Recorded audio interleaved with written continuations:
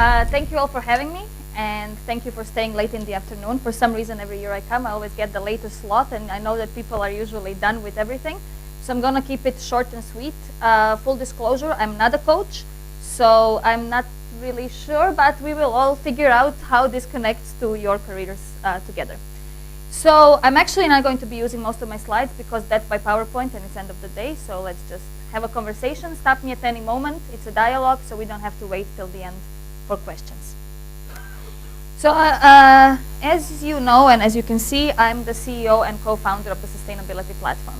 And I thought that hiding behind my title meant that finally no one is going to doubt my abilities anymore, based on either my gender or my age. I was very, very, very wrong. I have a nice corner office in Dubai overlooking Business Bay, and I am the only woman in our company. So one day we had a meeting with all these influential potential investors who are coming to my office to meet with me. They come in, they shake hands with the rest of my partners, turn to me and say, I would like some tea. In the middle of the meeting, they say, I would like this copied. So no, the corner office does not mean anything.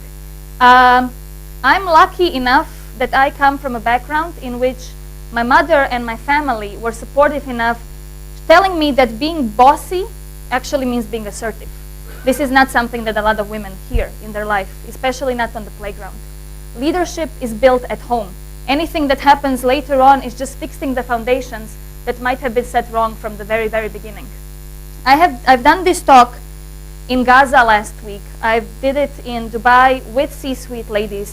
I did it in Dubai in universities, and I did it in the Caribbean. And usually the response is always pretty much the same. And that response is, so I did it in the university in Dubai, and one guy raises his hand and he's like, this is not true. In my father's company, there are so many women in leadership.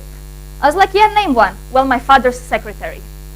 Like, this is not what we're talking about, and you have actually hit the problematic nail on the head. We are not used to seeing women in positions of leadership. And what you do not see, you do not know how to identify with.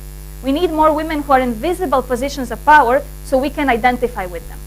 And that is especially true and especially problematic for women of color. If you look at Forbes top 500 businesses, only one of them is led by a woman of color, and that's Pepsi. Now, the other thing that companies tend to do is, if businesses go down, they bring in female CEOs from the outside. If businesses are going well, a CEO is promoted within the company, and it's a guy. Because women are easier to blame when things go bad. Now, when it comes to nurturing talent within the company, I think that we have one huge problem. And that is the way that we mentor as CEOs our female versus our male employees. A male employee that's being groomed to grow within the company knows everything. They know the P&L, they know all the financials, they know absolutely business inside out. When a male CEO mentors a female, he's empowering her. He's making her feel comfortable. She will grow in the company and know nothing about the actual operations of the business. This brings us to another problem, and this is the boys' club culture of most businesses.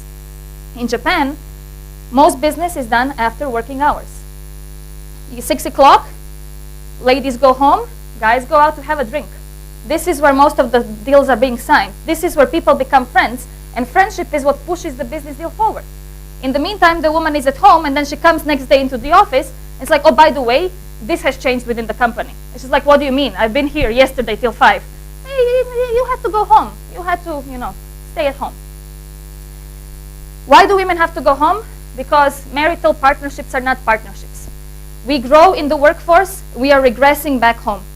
A partner has to be a full-time partner. It takes 2 people to make children, it takes 2 people to take care of children. 2 people live in a household, 2 people should take care of that household.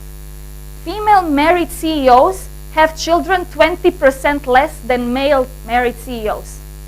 Women still have to sacrifice the same decisions that men do not have to sacrifice, because they have the support system that we do not have once behind closed doors.